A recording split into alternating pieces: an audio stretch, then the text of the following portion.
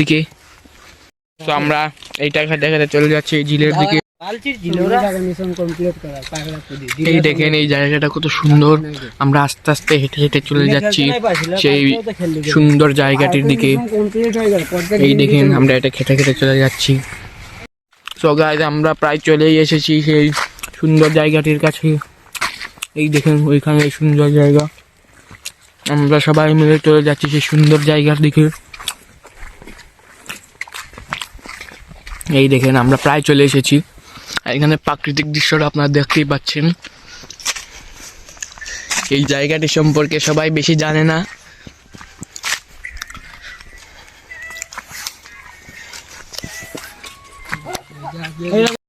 তো গাইজ আপনারা দেখতেই পাচ্ছেন আমরা শেষ পর্যন্ত চলে এসেছি শ্রীমঙ্গলের সব থেকে সুন্দর জায়গায়। দেখতেই পাচ্ছেন জায়গাটা কত সুন্দর। এই যে আপনারা দেখতেই পাচ্ছেন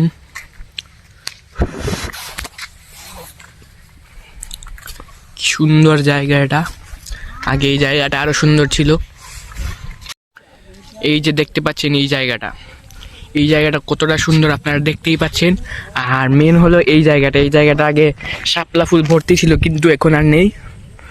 দেখতেই পাচ্ছেন জায়গাটা কতটা সুন্দর। আপনারা এখানে আসলেই বুঝতে পারবেন এই জায়গাটা কতটা সুন্দর।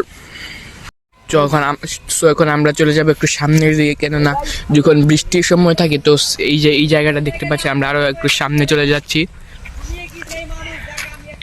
এই যে এই জায়গাটা দেখতে পাচ্ছেন, এই জায়গাটা অনেক সুন্দর। বৃষ্টির সময় পানি পড়ে। দেখতেই পাচ্ছেন এখানে অনেক ধরনের পাখিও রয়েছে।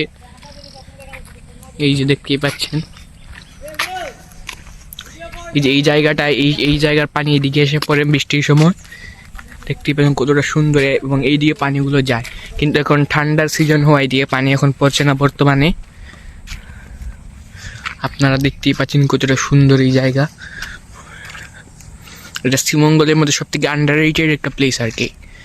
দেখতেই পাচ্ছেন কি সুন্দর এই জায়গাটা। ওয়াও,